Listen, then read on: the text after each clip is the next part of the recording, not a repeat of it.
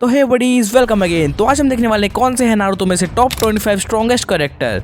तो फिलहाल ये लिस्ट तो मेरी है, लेकिन नीचे कमेंट सेक्शन में आप लोग अपनी लिस्ट कमेंट करके जाना। So let's get started with our 25th anime. तो 25वें स्थान पे जो लेडी आती है उसका नाम है मे तेरुमी, और ये 5th मिज़ुको आगे भी रह चुकी हैं। तो ये लेडी काफी ज्यादा अगलीफुल, अरे मेरा मतलब है ब्यूटीफुल होने के साथ साथ पावरफुल भी है। तो भाई लेडी है करके हल्के में मत लेना, क्योंकि भाई इसने लाइटनिंग को, फायर को, अर्थ को और वाटर जैसे चक्रा को मास्टर कर रखा था, जो कि काफी अमेजिंग है। तो 24वें स्थान पे जो एनीमे कैरेक्टर आता है वो भी एक लड़की है, और आपको पता है वो लड़की कौन है? उसका नाम है साकुरा हारुनो। वैसे मुझे पता नहीं है कि 24वें स्थान पे क्यों है, लेकिन है तो है। शायद ये टीम 7 की मेंबर है, इसलिए शायद इसको 24 नंबर पे रख दिया होगा। लेकिन नहीं भाई, इसको घूसा तो बहुत तेज मारना आता है, इतना तो आप लोगों को भी पता होगा। तो हमारी दादी यानी सुनाडे से ट्रेनिंग लेने के बाद साकुरा बन जाती है एक मेडिकल निंजा। और आप लोगों को पता ही होगा, अगर नहीं पता तो मैं आपको बता दूं कि उसने फिर नारुतो की भी जान बचाई थी एक बार। और ये सीन तो आपको याद ही होगा जब साकुरा ने एक घूसे में सासुरी को ढेर कर दिया था।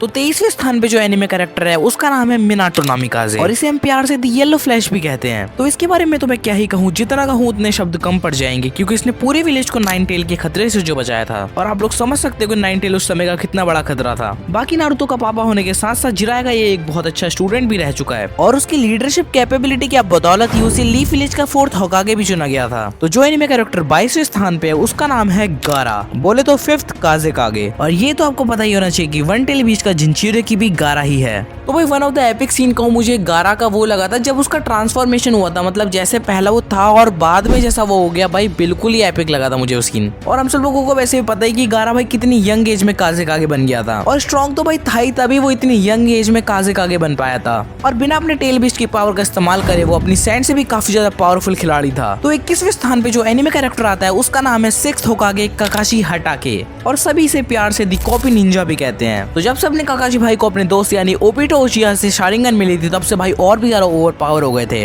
हालांकि उससे पहले भी वो काफी ज्यादा पावरफुल था, लेकिन जब से उसको शारिंगन प्राप्त हुई भाई वो तो एकदम लेजेंड ही बन गया था। और भाई काकाशी एक ऐसा कैरेक्टर था जिसने 1000 से भी ज्यादा जुत्सूस को कॉपी कर रखा था, मतलब समझ सकते हो 1000 जुत्सु। और टीम 7 का लीडर होने से पहले काकाशी हटाके अनबू ब्लैक ऑप्स का मेंबर भी रह चुका है। तो जो एनिमे कैरेक्टर अपना 20वें स्थान पे आता है वो भी एक लेडी है, और वो कोई नहीं अपनी दादी सुनाडे होकागे है, बोले तो वन ऑफ द लेजेंडरी सनिन। और हमारी दादी यानी सुनाडे को हम बिना किसी शक के साथ one of the best healing Ninja भी कह सकते हैं। तो ऐसा नहीं अपनी दादी को सिर्फ हीलिंग जुत्सु करना आता था। वर्ल्ड वॉर 2 के टाइम पे जो इन लोगों की टीम थी यानी कि जिराया, ओरोचिमारू और अपनी लेडी सुनाडे, इन लोगों ने काफी अच्छा परफॉर्म किया था, तभी से इन्हें टाइटल मिला द लेजेंडरी सनिन का। तो समझ सकते हो भाई आप लोग कितनी ओवर पावर थी अपनी दादी। तो अगर आपको नहीं पता तो मैं आपको फिर भी बता देता हूँ, जो अपनी सुनाडे थी भाई वो अपनी पोती थी किसकी, हाशिरामा की, जो कि लीफ विलेज के 1st होकागे थे। तो जो एनिमे कैरेक्टर 19th प्लेस पे आता है उसका नाम है जिंचुरिकी ऑफ 8 टेल, जिसका नाम है किलर बी। तो पूरे 9 टेल की जिंचुरिकीज में से केवल किलर बी एक ऐसा था जो सीख पाया था कि अपने टेल बीस्ट की पावर को अच्छे से कैसे इस्तेमाल करना है। और नारुतो को भी अपने टेल बीस्ट को कंट्रोल करने की ट्रेनिंग खुद किलर बी ने दी थी। और बाद में जब किलर बी ने अपने किसामे होशिकागा को हरा के उसकी सामेहाड़ी तलवार ले ली थी, तो अब तो और भी ज्यादा खतरनाक हो गया था। तो जो एनिमे कैरेक्टर अपना 18th प्लेस पे आता है उसका नाम है देईदारा। तो देईदारा को यहाँ पे रखने का रीजन ये है कि बहुत तेज पटाखे फोड़ता था। तो मतलब भाई ये बंदा ऐसा ही अपने हाथ से क्ले निकालता है, फिर उसको एक चिड़िया का शेप बना के जब वो फेंकता है तो वो जाके दूर फटता है, जिससे सामने वाले बंदे की मौत भी हो सकती है। तो समझ रहे हो ना कितना खतरनाक हमला करता है। अगर आपके ऊपर गिरता तो आपका क्या हाल होता भाई, समझ सकते हो ना आप लोग। और इससे भी खतरनाक बात भाई, मतलब खुद को एक बॉम्ब बना के खुद भी फूट सकता है, और जिसका ब्लास्ट रेडियस है 12 माइल्स, मतलब समझ सकते हो 12 मील तक आप भाग ही नहीं सकते कहीं पे। एंड जो एनिमे कैरेक्टर नंबर 17 के प्लेस होल्ड करता है उसका नाम है जिराया सेंसे। और भाई जिराया केवल एक स्ट्रॉन्गेस्ट कैरेक्टर नहीं है इस एनिमे का, बल्कि वो एक फाइनेस्ट टीचर भी है लीफ विलेज का। और जिराया ने कुछ ग्रेटेस्ट शिनोबी को भी ट्रेनिंग दी है, जैसे कि नारुतो, अपना 4th होकागे मिनाटो, नगाटो, कोनान, याहिको, इन सब को भी ट्रेनिंग जिराया ने दी है। तो जैसा कि हम सभी लोगों को पता है कि जिराया सेंसे अपने सेज मोड में कितने एक्सपर्ट थे, उनको सेज मोड कितना अच्छे से इस्तेमाल करना आता था, तो उसी के बदौलत उनको ये स्थान प्राप्त हुआ है। और उनकी फाइटिंग स्किल्स की तो मैं क्या ही बात करूँ, वो भी काफी कमाल की थी। Number 16 is Might Guy. और भाई माइट गाय के बारे में तो भाई आप सभी लोग जानते हैं, अगर वो थोड़ा सा और दिखता ना भाई, मादारा वहीं पे खत्म था उस दिन। तो हाँ, मैं उसी दिन की बात कर रहा हूँ जब माइट गाय ने अपने पूरे 8 गेट्स खोल लिए थे। बाकी तो आप लोगों को पता ही कि अपने माइट गाय भाई कितने खतरनाक थे, तो इनके बारे में हम ज्यादा चर्चा नहीं करने वाले। And number 15 is our Orochimaru, वही सांप का बच्चा। वैसे मुझे ऐसा नहीं कहना चाहिए क्योंकि एक भाई लेजेंडरी सानीन भी है, लेकिन फिर भी भाई ये यही कहने के लायक है। तो इसको इस प्लेस पे रखने के दो रीजन थे। एक तो भाई एक स्ट्रॉन्गेस्ट शिनोबी भी है और उसके अलावा मतलब ये इसको रीएनिमेशन जुत्सु भी तो आता है भाई, जिसने काफी ज्यादा वॉरियर्स को दोबारा से मरे हुए से जिंदा कर दिया था। मतलब बेसिकली हम ऐसा कह सकते हैं। तो ओरोचिमारू को इस प्लेस में रखने के दो रीजन थे। एक तो भाई ये लेजेंडरी सानीन भी था और दूसरा की मतलब इसको रीएनिमेशन जुत्सु भी आता था, जिसने काफी सारे वॉरियर्स को दोबारा से लाइफ में लाया था। तो बाकी अगर बात करें अपने ओरोचिमारू भाई के बारे में तो उनको मतलब शारिंगन की पावर नहीं हासिल हो पाई थी, लेकिन फिर भी इताची ने उनको अच्छी तरीके से पेला था। लेकिन यहाँ पे हमने इनको 15th प्लेस पे रखा है। बाकी इसके बारे में ज्यादा चर्चा नहीं करते हैं, बढ़ते अपने 14th एनिमे कैरेक्टर की तरफ। तो जो एनिमे कैरेक्टर 14वां स्थान हासिल करता है उसका नाम है कोनान। तो बात करें अगर कोनान की बचपन की, तो भाई बचपन से कोनान अनाथ थी और अपने दो दोस्तों यानी कि याहिको और नगाटो के साथ रहती थी। और वर्ल्ड वॉर सेकंड के टाइम पे उन्हें जिराया की एंट्री हुई। जिराया ने फिर उन्हें काफी अच्छे से ट्रेनिंग दी अपने तीनों स्टूडेंट्स को, लेकिन बाद में चल के ये अकात्सुकी की मेंबर बन गई थी और पेन की हेल्प करती थी। और इसकी जो फाइनल बैटल हुई थी ओबिटो उचिहा के साथ, उसने बस ओबिटो उचिहा को किल ही कर दिया था, जो कि जिस अटैक का नाम था 600 बिलियन एक्सप्लोसिव टैक्स, जो कि लगातार 10 मिनट तक एक्सप्लोड होते रहे थे। अगर कुछ टाइम और होता तो भाई ओबिटो उचिहा का वहीं पे खेल खत्म था।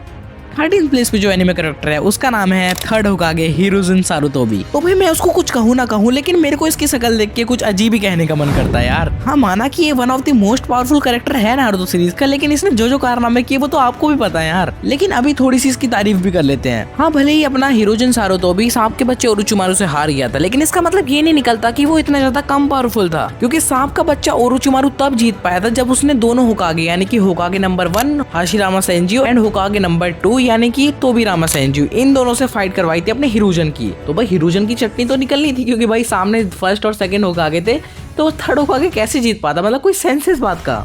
लेकिन अगर बात करें थोड़ी सी हिरोजन की पॉजिटिव साइड्स की, तो भाई वो काफी ज्यादा वैसे पावरफुल भी था। वैसे कम देखा जाए तो उसने काफी ज्यादा हद तक टक्कर दे दी थी फर्स्ट और सेकंड होकागे को, तो इसलिए अपना हिरोजन सारुतोबी ये पोजीशन डिजर्व तो करता ही करता है यार। तो 12th प्लेस पे जो एनिमे कैरेक्टर आता है उसका नाम है हेंजो। तो ये भी एक काफी ज्यादा खतरनाक खिलाड़ी था अपने नारुतो हिस्ट्री का, और यही वो इंसान था जिसने नागाटो के दोस्त को यानी याहिको को मारा था, और जिसके बाद अपना नागाटो पगला गया था। बाकी इसके बारे में ज्यादा बातें नहीं करते हैं, बढ़ते अपने नेक्स्ट कैरेक्टर की तरफ। जो कैरेक्टर अपना 11th प्लेस होल्ड करता है उसका नाम है इताची उचिहा। तो इताची भाई अपने इतने पावरफुल थे कि भाई वो one of the youngest Anbu black ops का मतलब मेंबर बन चुका था। और भाई इताची भाई के तो गेंजुत्सु की क्या ही बात करो, मतलब एकदम गॉड लेवल। और बाकी सारी टेक्निक्स भी, जैसे कि उसके पास मांगे की शारिंगन और अमातारासु की पावर, बाकी सब भी उसको ओवर पावर बना देती हैं। और ये तो आप लोगों को पता ही होगा कि अपने इताची भाई को झूठ बोल के उचिहा मसाकर करवाया गया था। तो अगर मैं इताची के बारे में और भी कुछ बताने लग गया तो ये वीडियो काफी ज्यादा लंबी हो जाएगी, इसलिए बढ़ते हैं अपने नेक्स्ट कैरेक्टर की तरफ। So number 10 is our Obito उचिहा।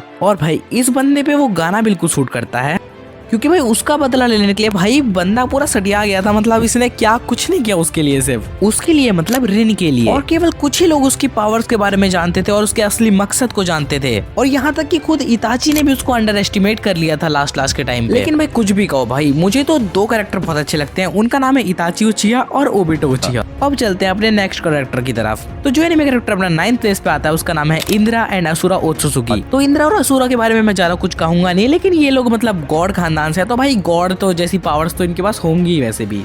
और वैसे भी ये दोनों होगोरोमा ओत्सुसुकी के बेटे हैं, तो पावर कैसे नहीं होगी भाई इनके पास। और अगर अभी तक वीडियो को लाइक और चैनल को सब्सक्राइब नहीं किया है तो पता नहीं क्या कर रहे हो आप लोग। वीडियो पूरी देख ले तो, लेकिन लाइक और सब्सक्राइब नहीं करते, फटाफट से लाइक और सब्सक्राइब करना बनता हो। और बढ़ते हैं अपने नेक्स्ट एनिमे कैरेक्टर की तरफ, और जिसकी चर्चा बहुत देर से हो रही थी, यानी कि नागाटो उचिहा अपना 8th प्लेस होल्ड करता है। और अब ये मत पूछना कि भाई मैंने इसको 8th प्लेस पे क्यों रखा है। भाई ये बंदा बहुत ज्यादा कमाल का था, मुझे तो बिल्कुल 1 नंबर लगता था। लेकिन इस बंदे की एक ही बात मुझे बुरी लगी थी, वो थी कि मतलब जब इसने बेसिकली 2 बातें, जब इसने मतलब जिराया को मारा था वो सबसे बुरी लगी थी, और उसके बाद जब इसने मतलब लीफ विलेज पे हमला किया था वो भी मुझे काफी ज्यादा खतरनाक लगा था इसका सीन। बाकी ये बंदा मतलब इतना ज्यादा खतरनाक था, एक जगह पे लेटे लेटे मतलब इतने सारे पेन्स को कंट्रोल कर रहा था, तो वो मुझे कॉन्सेप्ट काफी बढ़िया लगा था इसका। और इसी चीज से आप अंदाजा लगा सकते हो भाई ये कितना बंदा ओवर पावर था। लेकिन भाई कुछ भी हो, पेन को हमें माफ नहीं करना है, तो इसलिए जस्टिस फॉर जिराया लिख दो कमेंट सेक्शन में। तो जो कैरेक्टर अपना 7th प्लेस होल्ड करता है उसका नाम है सेकंड होकागे यानी कि तोबिरामा सेंजियो। अब तोबिरामा सेंजियो भाई इतने खतरनाक प्लेयर थे, इतने खतरनाक प्लेयर थे, आप लोगों को आपको क्या ही बताऊं। तो क्या आपको ये चीज पता है जो अपने सेकंड होकागे थे, मतलब कि तोबिरामा सेंजू, वो एक बहुत ही ज्यादा खतरनाक गेंजुत्सु यूजर भी थे। मतलब वो फाइट करते वक्त ऐसा माहौल बना देते थे कि सामने वाले को लगता था वो एक डार्कनेस में फाइट कर रहे हैं। तो अगर आपको इनकी थोड़ी सी अचीवमेंट के बारे में जानना है, सेकंड होकागे तो थे, उसके साथ साथ इन्होंने भाई मादारा के भाई का भी कत्ल इन्होंने ही किया था। बताना मत, नहीं तो मादारा उचिहा मेरे को छोड़ेगा नहीं कि मैंने ऐसा अपनी वीडियो में बोला था। So let's move to our next character. तो जो नारुतो सीरीज का कैरेक्टर 6वीं प्लेस होल्ड करता है उसका नाम है the ghost of Uchiha, Madara Uchiha. अब इसके बारे में मैं आपको क्या ही बताऊं, चलो यार नेक्स्ट कैरेक्टर की बातें करते हैं। अरे यार इसके बारे में भी सुनोगे क्या, चलो यार अगले कैरेक्टर की बातें करते हैं। तो जो एनिमे कैरेक्टर अपना 5th प्लेस होल्ड करता है उसका नाम है हाशिरामा सेंजियो, जिसे हम प्यार से गॉड ऑफ शिनोबी भी कहते हैं। तो जो अपने हाशिरामा सेंजू का जो सेज मोड था और उसी के साथ जो वुड स्टाइल जुत्सु था वो आपको पता ही कितना ओवर पावर था। उसी के साथ इनको जो पोजीशन मिली है उससे मैं बिल्कुल सेटिस्फाइड हूँ। और नंबर 4 पे जो एनिमे कैरेक्टर आता है उसका नाम है होगोरोमो ओत्सुसुकी। अब होगोरोमो ओत्सुसुकी के बारे में जानने से पहले आप ये समझ लो कि इसके 2 बेटे थे, एक का नाम था असुरा, एक का नाम था इंद्रा, जिसमें से एक था अच्छा और दूसरा था बुरा। तो जो अपने होगोरोमो ओत्सुसुकी थे उनकी मम्मी का नाम था कागुया। तो होगोरोमो ओत्सुसुकी के एक भाई भी थे जिनका नाम था हमूरा।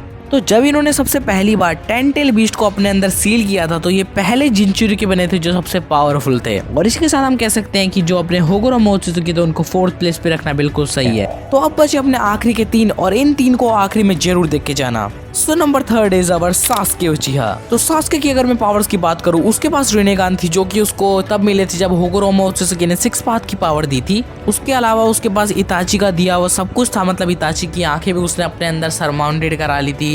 और बाकी उसके बाद अगर हम बात करें इताची की अमातेरासु भी उसके पास थी। मतलब सास्के भाई के पास क्या कुछ नहीं था, लेकिन फिर भी रह तो वो एक नल्ला ही गया। लेकिन भाई कुछ भी कहो, फाइट तो नारुतो और सास्के की देखने में मजा आता है। इसी के साथ देख लेते हैं कौन सा है अपना टॉप सेकंड कैरेक्टर। तो जो एनिमे कैरेक्टर अपना सेकंड प्लेस पे आता है उसका नाम है नारुतो उजुमाकी। तो नारुतो उजुमाकी की मैं पावर्स की क्या ही बात करूं भाई, बंदे का बचपन से ड्रीम होता है होकागे बनने का, और बाकी बड़ा होके जब वो मेहनत उन्नत करता है और बाकी सारे शिनोबीस को हरा के वो बन जाता है काफी ज्यादा खतरनाक होकागे। तो भाई हमें पता है कि नारुतो सिर्फ लड़ने में ही नहीं, अपने दिमागी रूप से भी थोड़ा बहुत मतलब मेंटली प्रेजेंट था भाई इस दुनिया में। क्योंकि भाई जब उसने अपने सेज मोड से पेन को हरा दिया था उसके बाद जब वो नागाटो से मिलने गया तो वहाँ पे उसने अपने टोकनो जुत्सु से उसको अपने बातों में सम्मिलित मतलब मोहित कर लिया, और उससे जिसमें जाके उसका इतना फायदा हुआ कि उसने नागाटो से जो मर गए बंदे थे उनको रिवाइव करवा लिया, मतलब दोबारा से रिकारनेट करवा लिया एक तरह से उसके रिनेगान के इस्तेमाल से। तो यहाँ पे हमें नारुतो के थोड़े बहुत पावर्स का पता चलता है कि उसके पास भाई पावर थी तो सही। तो भाई जिसका सभी को इंतजार रहता है वो अपना टॉप 1 जिसका नाम है कागुया ओत्सुसुकी। अब भाई इसकी तो मैं क्या ही बात करूं भाई, कागुया ओत्सुसुकी यानी कि मतलब अपने होगोरोमो और अपने हगुरा जो भी उसका नाम था उसकी मम्मी, मतलब इनका तो पूरा खानदान ही यही है। बाकी इसके जो कागुया के पोते थे वो भी 9वीं प्लेस पे थे। ये जो अपना क्या नाम है होगोरोमो ओत्सुसुकी था वो भी 4थी प्लेस पे, मम्मी खुद पहली प्लेस पे आ गई। तो मतलब ये एक तरफ से हम कह सकते हैं कि ये गॉड जो शिनोबी वर्ल्ड था ना उसका, जो नारुतो यूनिवर्स था उसकी जो गॉड थी वो एक तरह से। तो इसकी पावर का आप ऐसे अंदाजा लगा सकते हो, जब नारुतो और जो अपना क्या नाम है सास्के मिल गए थे आपस में तब भी वो सिर्फ इसको सील ही कर पाए थे भाई, और इसका मतलब कुछ उखाड़ नहीं पाए थे। तो आप समझ सकते हो ये जो कागुया आंटी है कितनी ज्यादा ओवर पावर होंगी। तो यहीं पे होती है हमारी आज की वीडियो। एंड अगर आपको कंटेंट में मजा आया तो वीडियो को लाइक करके चैनल को सब्सक्राइब करना और नीचे कमेंट सेक्शन में नेक्स्ट एनिमे कंटेंट बता के जाना। तब तक मैं मिलता हूँ आपसे अगली एनिमे वीडियो में, तब तक के लिए सायोनारा।